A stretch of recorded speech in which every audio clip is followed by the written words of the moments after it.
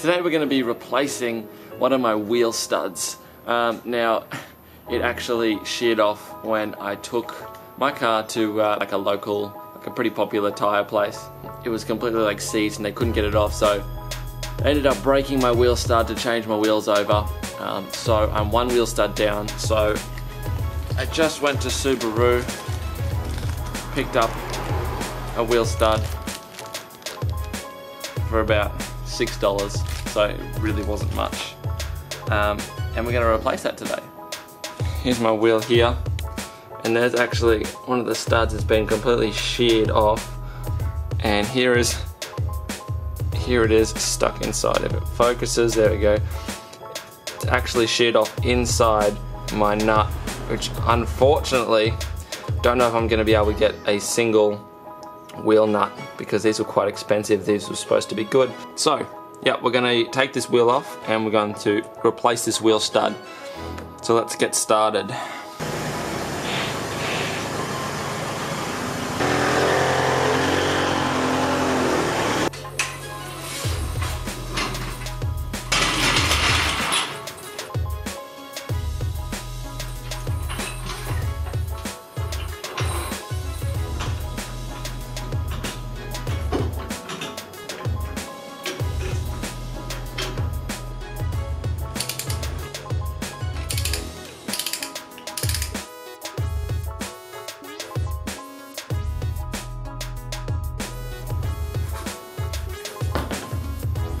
Alright, so we've got the wheel off now. The Bridgestone Potenza RA003s. Really sticky wheels actually, they're really good. This one's just been, it's the one that's been completely sheared off here. Alright, so I need to take the two bolts off that's behind the brake caliper to get all this loose so we can take the brake disc and the calipers off so we can have access to this hub.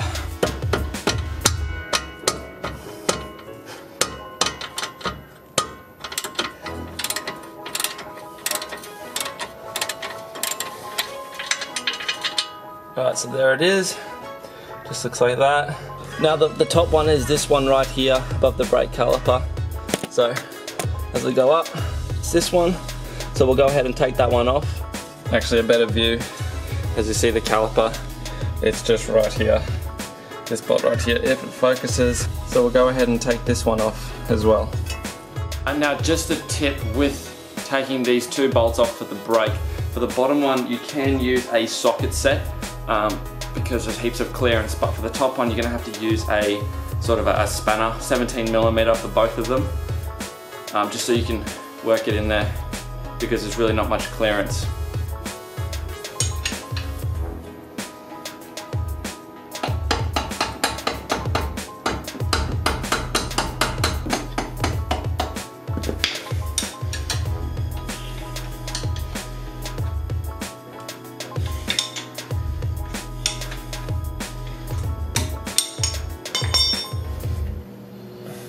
Alright, so that's the second one. Same size bolt, exactly the same. Slide that off. Alright. Right, so to get this rotor off, all you have to do is you have to put the car in neutral, take the handbrake off, and rotate the disc a little, and knock it out with a hammer. And then rotate the disc again so you get to the other side. And knock it with another mallet, and it should come free like that. Alright, so what you want to do is you want to move the head stud to this position here on top. So as you can see, you have this metal guard around here, and obviously it's chopped off here for the brakes to be placed in. So we're going to have to get our bolt out through this gap here.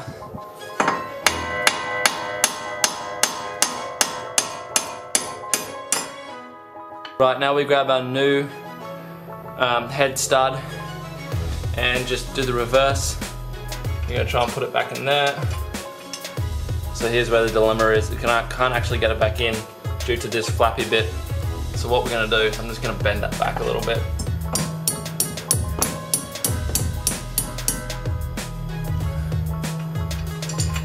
Hey, now I can get that in.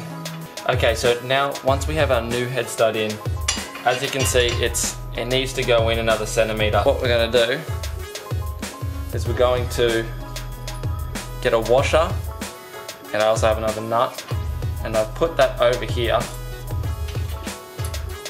and I'm going to use an existing lug nut, and I'm going to start threading it on until it tightens. So what we're doing is we're forcing the back of the head stud to come all the way through. So then now what I'm gonna do, get my adapter, and we're basically just going to over torque it.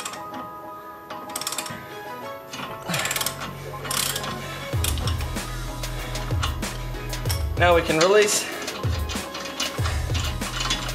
the lug nut or the nut, deciding on whatever you've decided to do. Stud all the way in. Alright, so as you can see, the stud is all the way in, just like the others. So to stop the brake rotor from moving while you're putting the brake pads back on, just put one of your nuts on, just so it doesn't have much movement. You don't have to do it up tight, but just so it literally just doesn't come loose.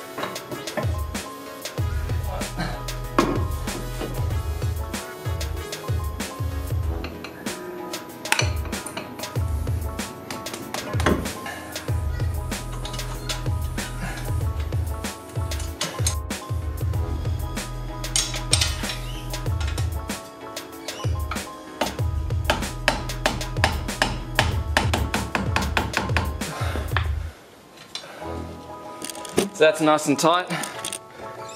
Both of them all back and tight. Now all we need to do is clean up the brake rotor, get all the shit off it, and put the wheel back on.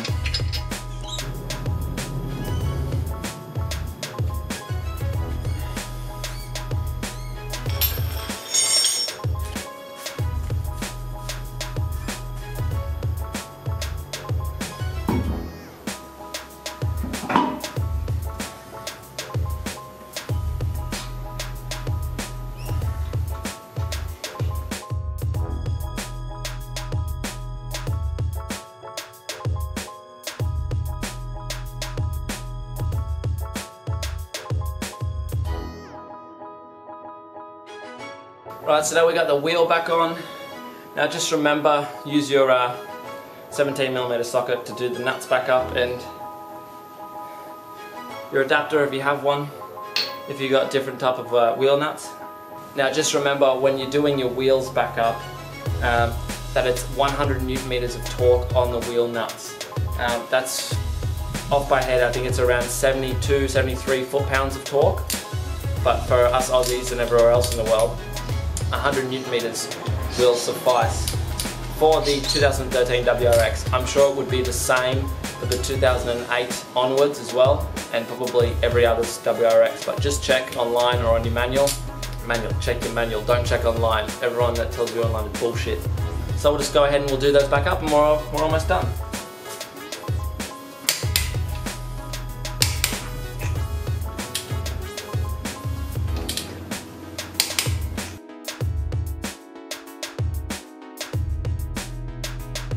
Alrighty, so we are all done. I hope you guys found that informative, found that kind of easy, and hopefully you can do it yourself. If it so happens that you break one of your wheel studs, or like me, you go to a tyre place and they break it for you.